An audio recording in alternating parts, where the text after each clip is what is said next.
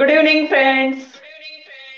आज आपल्या ग्रुपवर आपले महाराष्ट्राची लाडकी मालविका बनसोड ही आपल्यासोबत चर्चा करणार आहे. तिचे एक्सपिरियन्स, तिच्या यशोगाथा आपल्यासोबत शेअर करणार आहे. मालविका ही बॅडमिंटन प्लेयर आहे आणि सध्या ऑल इंडिया रँक मध्ये ती सेकंड नंबर सिंगल्स मध्ये आहे. So Malvika, welcome. तुझं मनापासून स्वागत आहे बेटा. सो गुड इव्हनिंग बेटा. Good evening, ma'am. Thank you so much. Thank you. So Malvika, मला थोडी तुझी ओळख करून दे आमच्या सगळ्या प्रेक्षकांना. तुझं बालपण कुठे गेलं, तुझं गाव कोणतं आहे, तू कोणत्या शाळेत शिकलेली आहे, आणि त्यासोबतच तू कोणत्या वयापासून हा खेळ खेळते बॅडमिंटन, आणि तुला बॅडमिंटनची आवड कशी झाली याची थोडक्यात ओळख करून दे. ओके. माझं नाव मालविका बनसोड आहे. मी नागपूरमध्येच बॉर्न झाली आहे आणि माझी शाळा सेंटर पॉईंट स्कूल दाभा ही होती नागपूरलाच. आणखीन बॅडमिंटन मी 2009 पासून खेळणं चालू केलं. मी 8-9 वर्षाची होती तेव्हापासून चालू केलं खेळणं. आणखीन आवड अशीच माझी जनरेट झाली की पेरेंट्सनी मला फिटनेस इम्प्रूव्ह करण्यासाठीच टाकलं होतं बॅडमिंटनमध्ये. तर खेळता खेळताच मला आवडलं ते. आणखीन मग तसंच मी खेळता खेळता खूप लवकर इम्प्रूव्ह केलं सगळ्या गोष्टींमध्ये आणि डिस्ट्रिक्ट चॅम्पियन, मग स्टेट चॅम्पियन, मग नॅशनल आणि मग इंटरनॅशनल चॅम्पियन कडे मी पोहोचली. तर तो खूप व्हेरी लॉंग जर्नी होती आणि आणखीन पुढे आणखीन पुष्कळ जायचं आहे, पण खूप मला चांगले एक्सपिरियन्सेस आले. So nice. तू आता कोणत्या स्टँडर्ड मध्ये आहेस शिकायला आता? माझं 12th झालंय सध्या. Okay okay. 12वी सायन्स, आर्ट, कॉमर्स? सायन्स होतं. फिजिक्स, केमिस्ट्री, मॅथ्स होतं. शिवाजी सायन्स कॉलेज होतं नागपूरचं आणि त्यांनी मला खूप सपोर्ट केलं. सगळ्या स्टाफ मेंबर्सनी, टीचर्सनी, प्रिन्सिपल सरांनी सगळ्यांनी मला खूप सपोर्ट केलं बॅडमिंटनसाठी आणि अभ्यासासाठी सुद्धा. Very nice, so nice. आपण जेव्हा आपल्याकडे महाराष्ट्रामध्ये आपण पाहिलं, 8वी-9वी नंतर जनरली मुलांना मुलींना खेळासाठी बंद होतो त्यांचा खेळ. परंतु तुझ्या आई वडिलांनी तुला इतका सपोर्ट केलेला आहे काकूंच्या. आणि आता मी पप्पांशी पण बोलले, त्यांच्या बोलण्यातून खूप म्हणजे खूप सुंदर त्यांचा केअरिंग नेचर, त्यानंतर सपोर्टिव्ह नेचर, खूप म्हणजे इतकं जाणवलं की तुझ्याबद्दलची जी आपल्याकडे महाराष्ट्रामध्ये जे मुलींना शक्यतो खेळामध्ये इतकं सपोर्ट केला जात नाही, परंतु तुझ्या आई वडिलांनी खूप छान सपोर्ट केलेला आहे. सो लकी आहेस तू. Yes, yes. मला एक असं विचारायचंय, तू बॅडमिंटनच का निवडलास? हा बॅडमिंटनच खेळ का निवडला? बॅडमिंटन मी म्हणून निवडलं कारण त्या स्पोर्टमध्ये मला इंटरेस्ट लहानपणापासून जनरेट झाला. आणखीन तो गेम मला खरंच आवडला. मी जेव्हा स्टार्ट केलं खेळणं तेव्हा मी कधीच विचार नव्हता केला की मी इंडियामध्ये नंबर 1 किंवा नंबर 2 राहीन किंवा इंटरनॅशनल टुर्नामेंट खेळेन किंवा जिंकेन. मी असं कधीच विचार केला नव्हता. मला खेळता खेळताच ते आवडलं. आणखीन डिस्ट्रिक्ट चॅम्पियन मी झाल्यानंतर मग मला थोडं आणखीन प्रोफेशनल खेळायचा इंटरेस्ट जनरेट झाला. आणखीन माझे ओके. आजोबा जे होते ते बॅडमिंटन खेळायचे आणि त्यांची फॅमिली सुद्धा टेनिस बॅडमिंटन खेळायची. तर तसं बॅडमिंटन फॅमिलीमध्ये होतंच. पण मी जेव्हा स्टार्ट केलं खेळणं तेव्हा हळूहळू माझी पहिली टुर्नामेंटमध्येच मी सेमीफायनलपर्यंत पोहोचली होती. तर त्याच्यामुळे मग असं ओके वाटलं की आपण मेहनत घेतली तर मी आणखीन चांगलं करू शकते. Okay okay okay. तू कोणत्या वयापासून खेळायला सुरुवात केली हे बॅडमिंटन? 9 वर्षापासून. Very nice.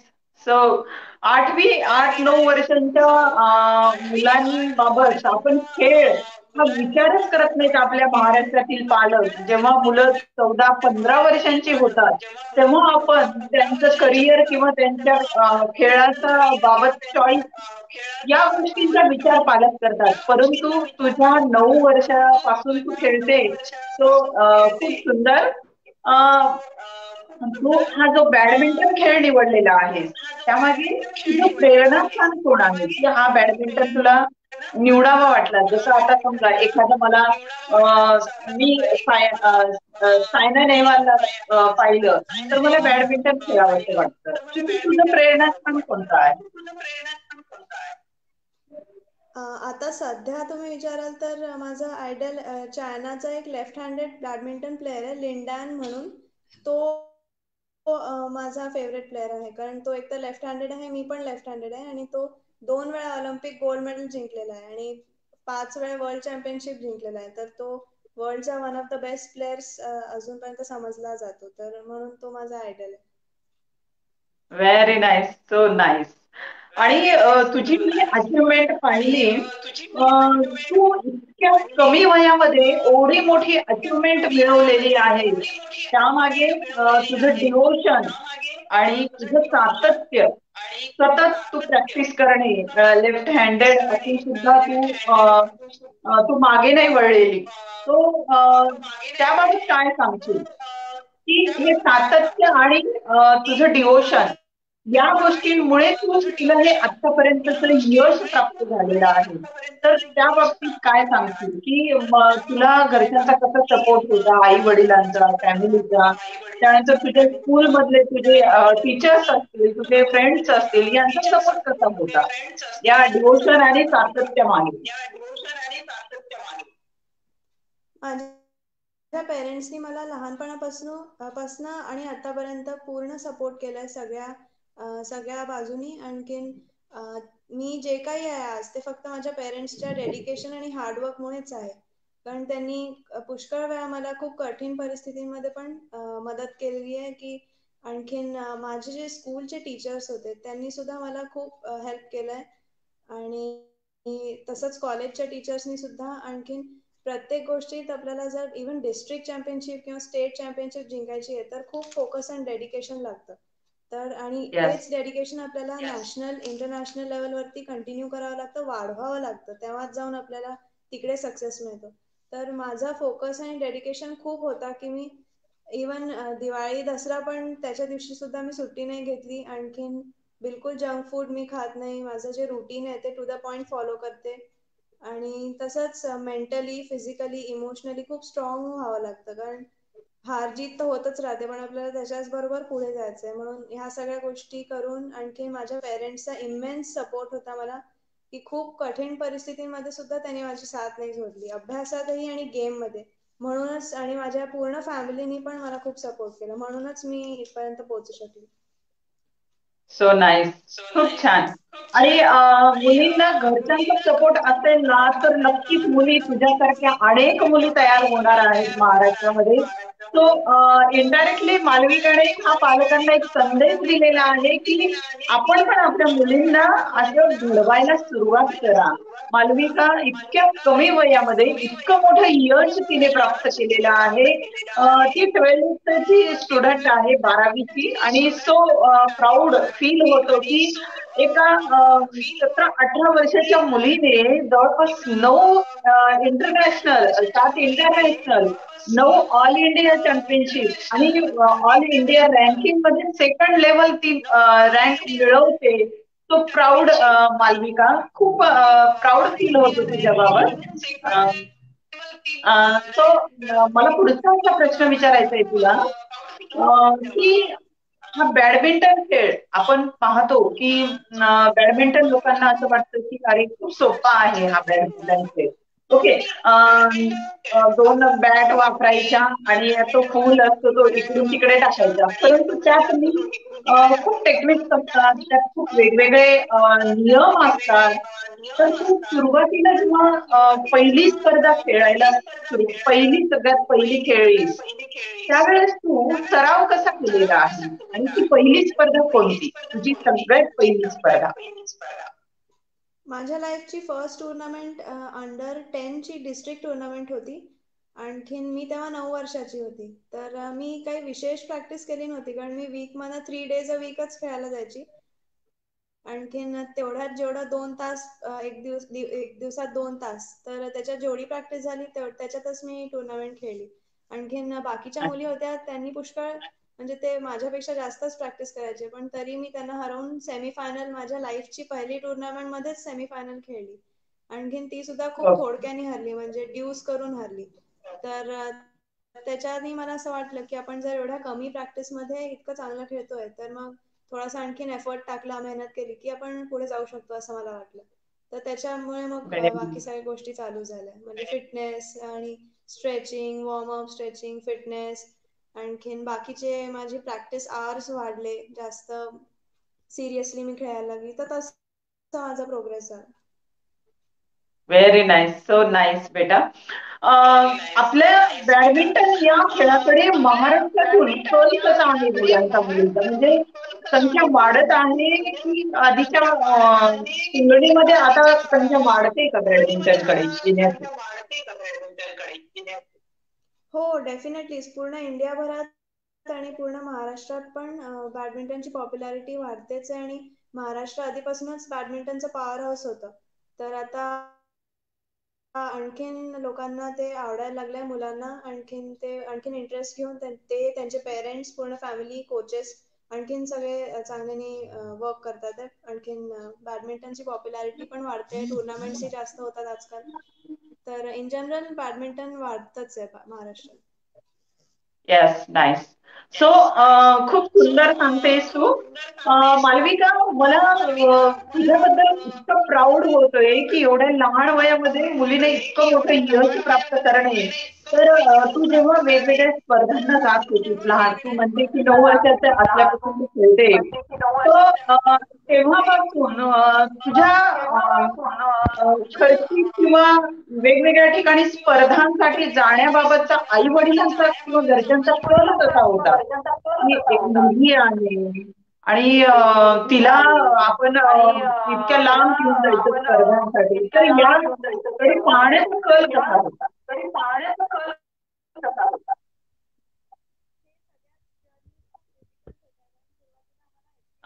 मालविका, आवाज येत नाहीये.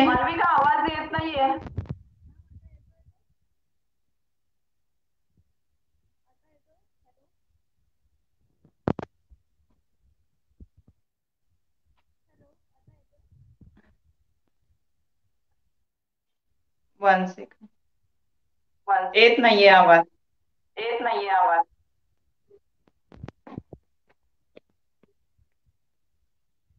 येतोय आता? हा, बोल आता. हो, बोल.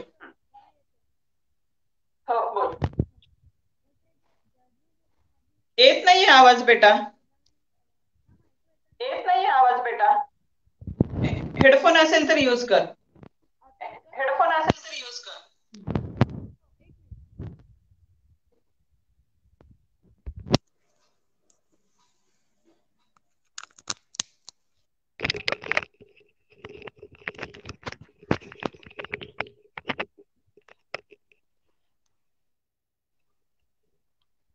मॅम आता येतोय? Yes, nice. ओके. तुझ्या घरच्यांचा हो. कल कसा होता वेगवेगळ्या स्पर्धांना जाण्यासाठी? कारण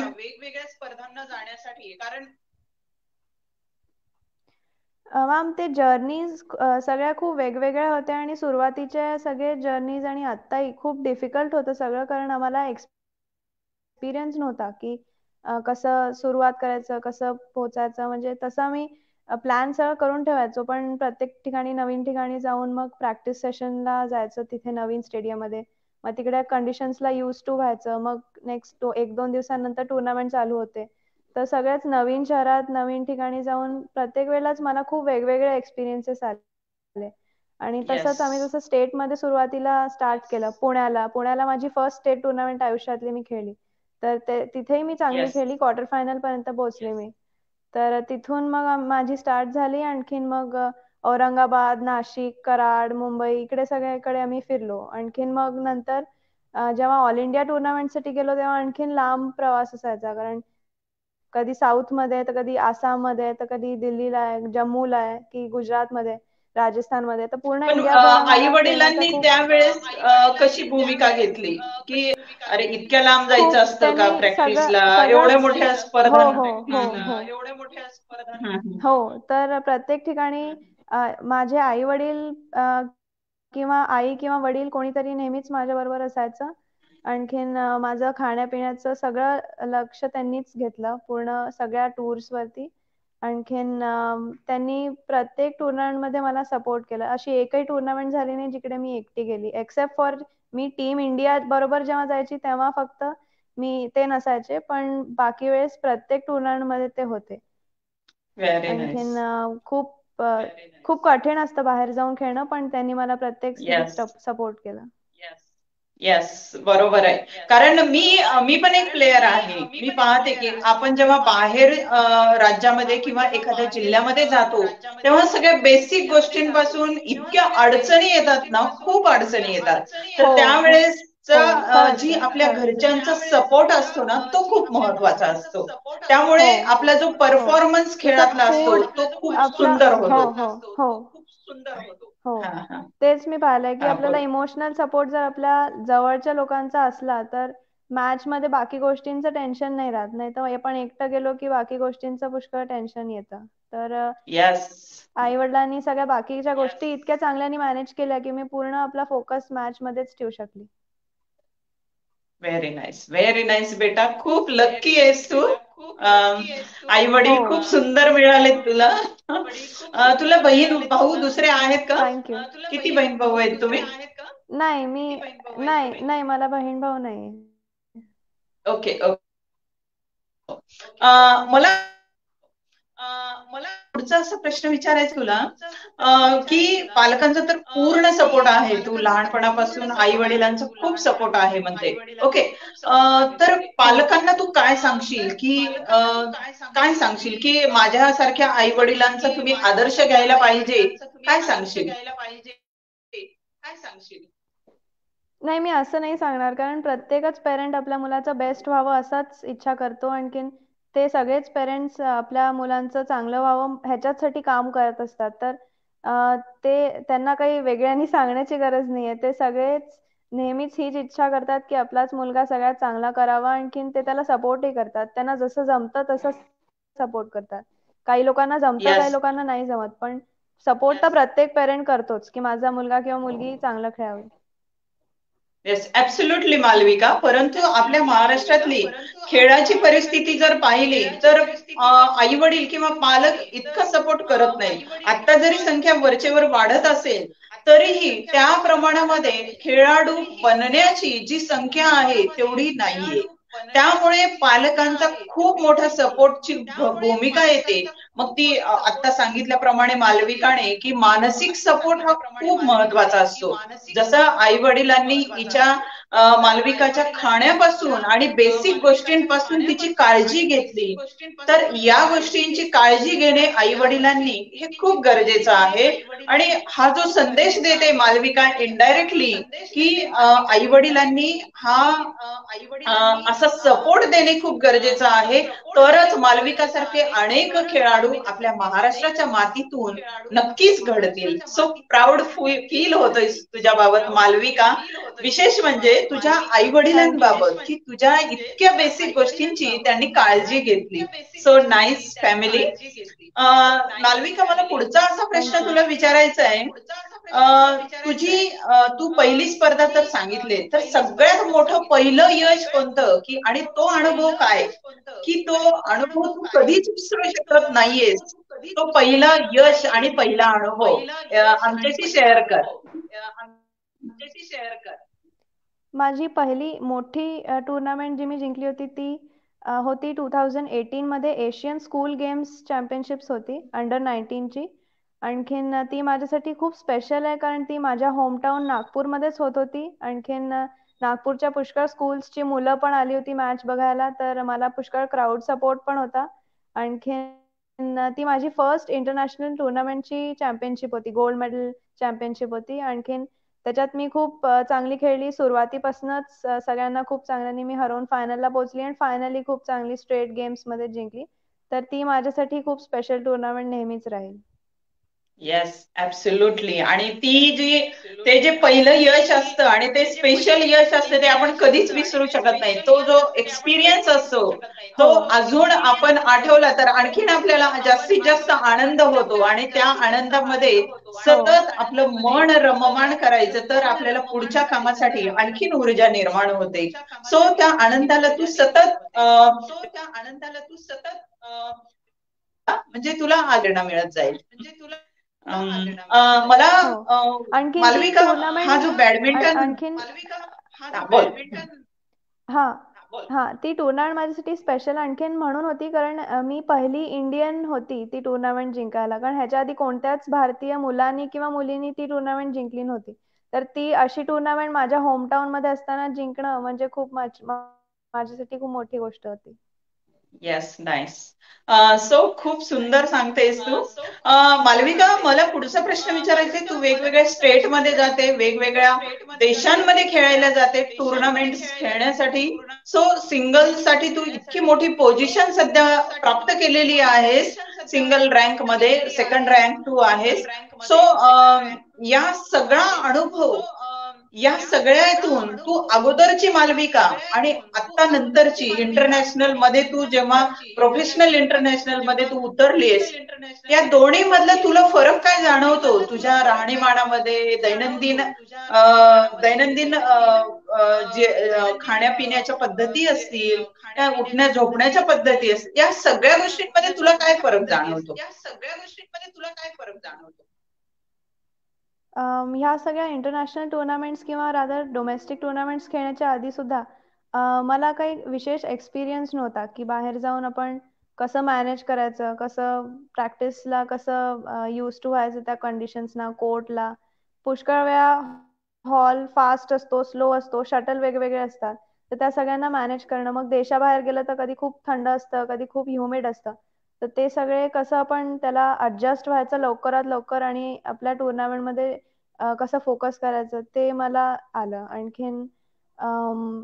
आणखीन तशीच गेम मॅच्युरिटी येते तेही मी शिकली की आधी एवढी मॅच्युअर थिंकिंग नव्हती माझी ऑन कोर्ट ऑफ कोर्ट सुद्धा. पण एवढं सगळं टुरिंग करून आणि पुष्कळ टुर्नामेंट्स मी एकटी टीम बरोबर गेली तर त्याच्यातही पुष्कळ शिकायला मिळतं बाकी कोचेस कडनं, बाकी मुलांकडनं. तर खूप वेगवेगळ्या टीम्सना बघायला मिळतं, त्यांच्या प्रॅक्टिस, त्यांचं शेड्यूल काय असतं, त्यांचं प्रॅक्टिस वगैरे ते सगळंच बघायला मिळतं. तर त्याच्यामुळे खूप मला फायदा झाला. एक एक्सपोजरनी खूप फायदा झाला.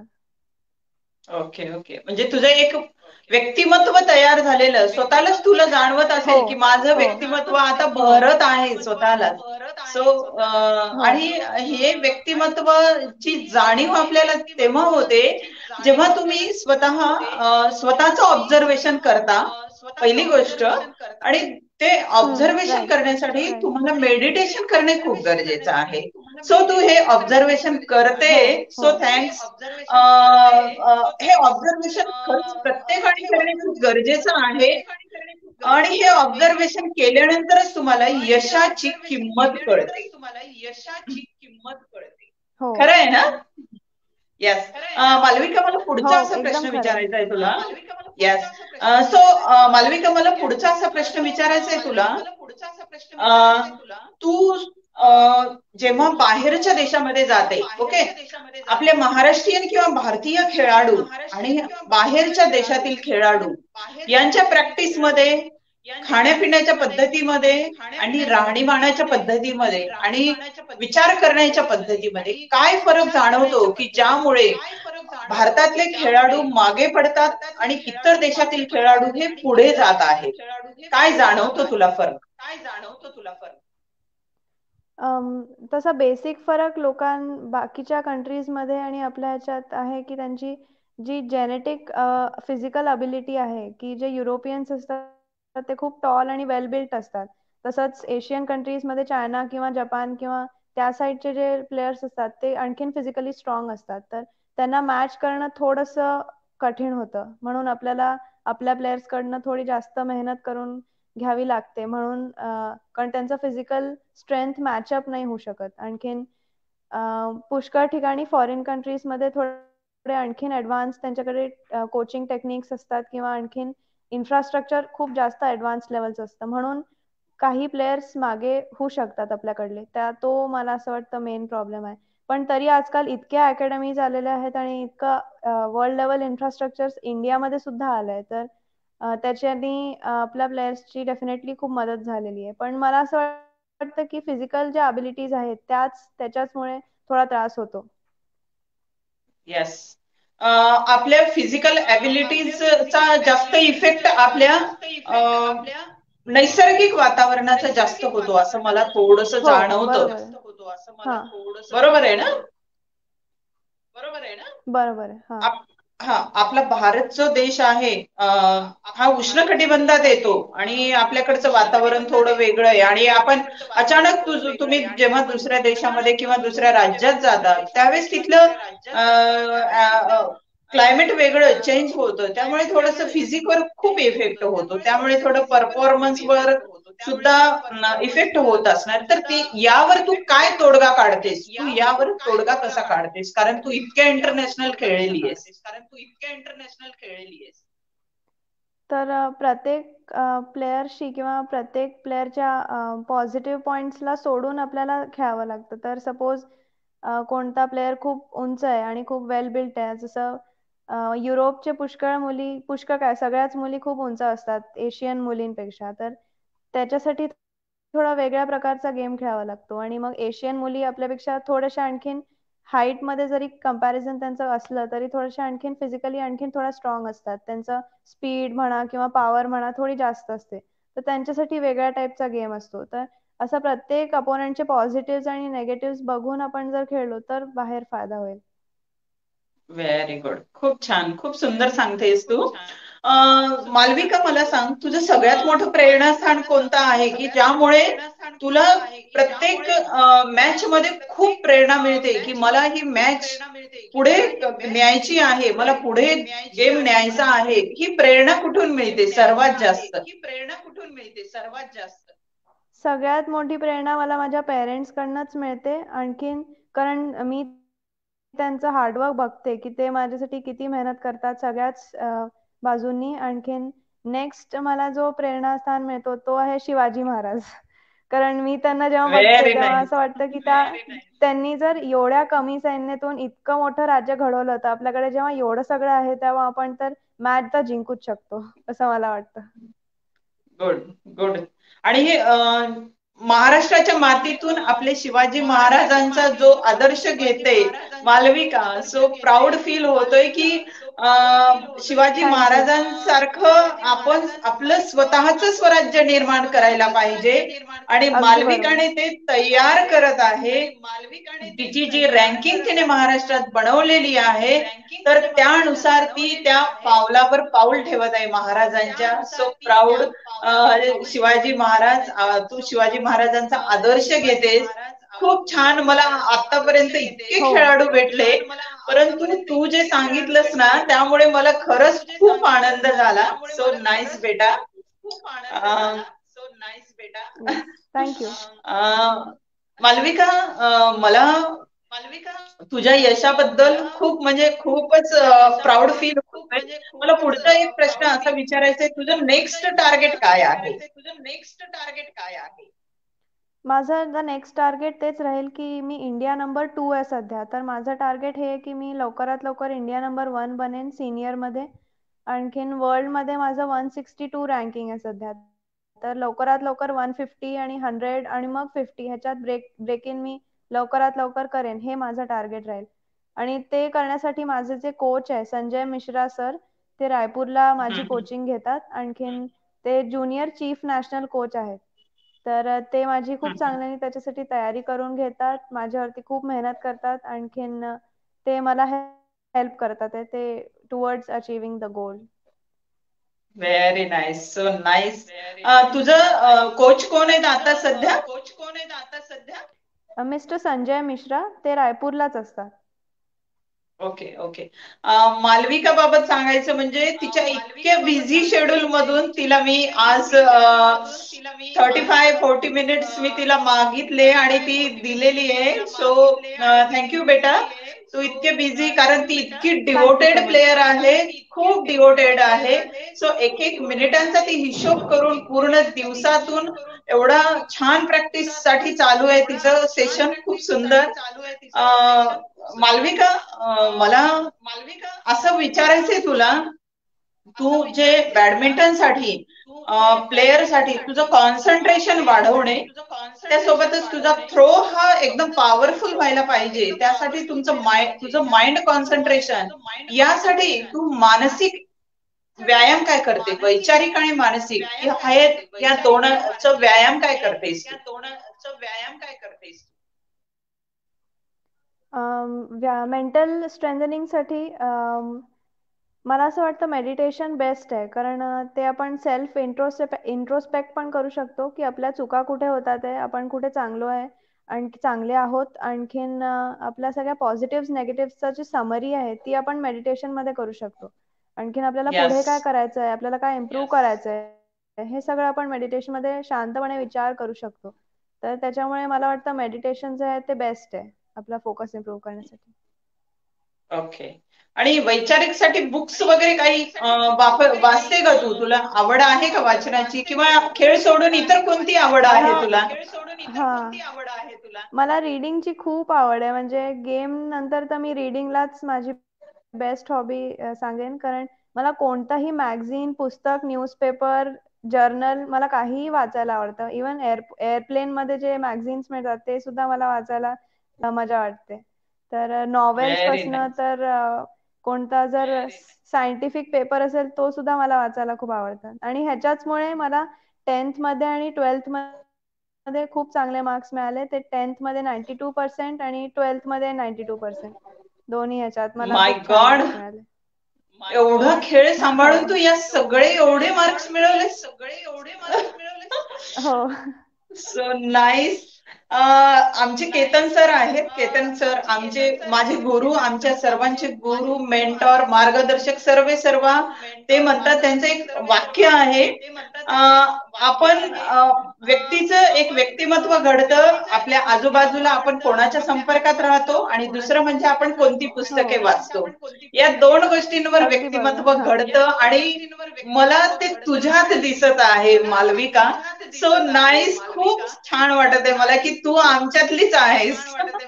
सो मालविका, मला थँक्यू. हे सांगायचे की तुझ्या वयाच्या मुलांना किंवा मुलींना तू काय संदेश देशील? खेळाबाबत, खेळाडू बनण्यासंदर्भात तू काय संदेश देशील? मी असा मेसेज देईन या यंग जनरेशनला की आपल्याकडे हीच काही 5-6, जास्तीत जास्त 8-10 वर्ष असतात काहीही करायला किंवा आपलं लाईफ चांगलं करायला आणि खूप अचीव करायला. त्याच्या पुढे आपण एवढं नाही एफर्ट टाकू शकत. तर मला असं वाटतं की ही जी एज आहे मुलांची, त्या एज मध्ये त्यांनी बिलकुल आपला पूर्ण फोकस अभ्यासाकडे आणि नाहीतर मग स्पोर्टकडे किंवा जे पण ते परस्यू करतात आहे त्याच्यामध्ये त्यांनी पूर्ण 100% फोकस एफर्ट टाकला पाहिजे. कारण हीच ती वेळ आहे करण्याची. आणि हे मी शिवाजी महाराजांकडनंच शिकले, कारण ते 10 वर्षाच्या वयात त्यांनी आपलं सगळं कारभार करणं चालू केलं होतं. आणखीन त्यांनी एवढं मोठं राज्य इतक्या लहान वयापासून त्यांच्या मनात होतं ते करायचं, आणखीन त्यांनी ते केलं. विल पॉवरनी त्यांच्या आईनी त्यांना एवढी मदत केली, आणखीन त्यांच्या वडिलांचा गायडन्स होता त्यांना. तर तसंच प्रत्येक मुलांनी विचार करून त्यांचाच आदर्श घेऊन करायला हवं असं मला वाटतं. So great. Great great. Malvika, खूप म्हणजे इतकं छान वाटतंय, तू शिवाजी महाराजांचा आदर्श समोर ठेवून तू या सगळ्या परफॉर्मन्स करते आणि पुढे जाण्याचं, स्वतःचं स्वराज्य निर्माण करण्याचं तू एक ध्यास घेतलेला आहे. सो गॉड ब्लेस यू बेटा, तुला यश नक्की मिळणार आहे आणि थँक्यू. इथून पुढे तू खूप पुढे थँक्यू. जाशील. सो पुढच्या ज्या टुर्नामेंट आहेत त्यासाठी तू आता ऑल इंडिया रँकिंग मध्ये फर्स्ट नंबरवर येशील, याबाबत आमच्या सर्वांचे खूप मोठे आशीर्वाद आहेत तुझ्या पाठीशी. आणि तू अशाच डिवोशनली थँक्यू. आणि अशाच कॉन्सन्ट्रेशननी प्रॅक्टिस कर आणि पुढे जा. सो तुला अजून थोडस काही बोलायचं असेल तर बोलू शकते. शेवटचा काही संदेश द्यायचा असेल पालकांना आणि खेळाडूंना, किंवा काही बोलायचं असेल तर तू बोलू शकते. मी असं या काही वर्षांमध्ये ऑब्झर्व केलंय की जे मुलं प्रोफेशनली स्पोर्ट खेळतात ते मोस्टली खूप जास्त लक्ष अभ्यासाकडे नाही देऊ शकत किंवा नाही देत. तर आणखीन मला असं वाटतं की पेरेंट्सनी हे एनकरेज नाही करायला पाहिजे. अभ्यास आणि गेम दोन्ही नीट छान मॅनेज होऊ शकतं जर आपण टाइम मॅनेज बरोबर केला तर. आणखीन ते करायला हवं, कारण अभ्यासाकडे दुर्लक्ष जर झालं तर मग मला असं वाटतं की थोडासा गेम मध्ये सुद्धा अफेक्ट त्याचा होऊ शकतो. आणखी चांगलं एज्युकेशनल बॅकग्राऊंड तर नेसेसरीच आहे असं मला वाटतं. तर ते चांगलं व्हायलाच हवं. आणखीन या जनरेशननी छान फोकसनी डेडिकेशननी खूप मेहनत करायला हवी, कारण प्रत्येकच स्पोर्टमध्ये किंवा काही करायचं म्हटलं तर खूप मेहनत लागते. तर आणि खूप फोकसनी मेहनत करावी लागते. आणि येस. ते असं नाही की एक दिवस करल्याने आपल्याला होऊन जाईल. आपल्याला वीक मधनं जेवढाही आपला शेड्यूल आहे तो पूर्ण टू द पॉइंट फॉलो केला तरच आपल्याला सक्सेस बरोबर मिळेल. आणि तेही केल्यावरती पुष्कळ वेळा नाही मिळत सक्सेस, तर त्याच्यामुळे आपला निराश होऊन ती मेहनत सोडून नाही दिली पाहिजे. ती कंटिन्यू ठेवली तेव्हाच आपल्याला चांगलं यश मिळेल. Yes, absolutely. So nice, wonderful. तुझ्या पुढच्या आयुष्यासाठी, तुझ्या भावी यशासाठी अनेक शुभेच्छा. सो हे सेशन मी इथे थांबवते. Thank you. Thank you very much Malvika, thank you मला मॅम. 35 मिनिट्स दिल्याबद्दल. आज तुझ्या इतक्या तुझ्या ट्रेनिंगच्या बिझी शेड्यूल मधून तू मला आज वेळ दिलेला आहे. सो थँक्यू मच बेटा. Okay, thank you ma'am. Bye. Thank you. Thank you. Bye bye.